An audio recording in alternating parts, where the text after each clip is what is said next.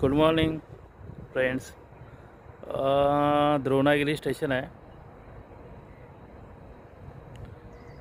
आज शनिवार आहे. हनुमंताच्या मंदिरमध्ये मी आत्ताच जाऊन आलो.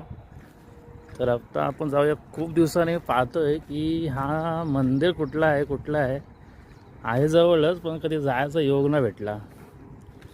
तर आज बघूया की हा कुठला देऊळ आहे.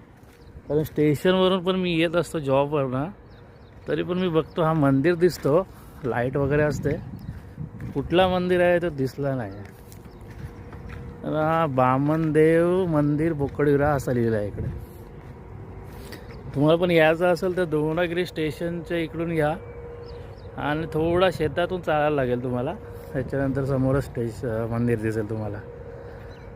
त्या साईडला बघितलं तर तिकडं बोकडविरा गाव आहे.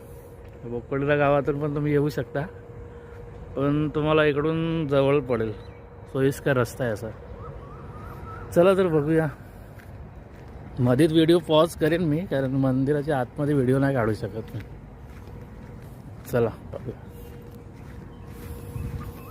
चप्पल इथेच काढूया, देवलात चप्पल नको. मंदिर असा बंद दिसत आहे. कडी आहे, तर कडी आपण उघडू शकतो.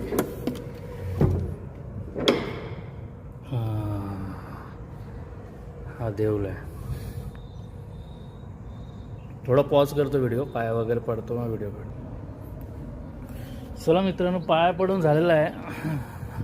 हा बघा, हा तो मस्त तळाव असा छोटासा आहे. मस्त नजारा आहे. पण इकडे एक कमळ पण आलाय. त्याच्यामध्ये कमळ फूल बघू शकता तुम्ही. आणि एकदम अनोखी जागा आहे अशी. खूप जणांना माहिती नाही ही जागा, पण इकडच्या स्थानिक लोकांना माहितीच असेल. उरण आणि बोकडविरा या नवघर गावाच्या लोकांना माहिती असेल. बाकी लोकांना माहीत नसेल, जे लांबून येत आहेत आणि जे आता द्रोणागिरीमध्ये राहायला आलेत त्यांना माहीत नसेल. पण जरूर नक्की भेट द्या. एक शांतता असं वातावरण आहे इकडं. संध्याकाळी तर अजून मस्त वाटत असेल. ती तुमची ट्रेन आली.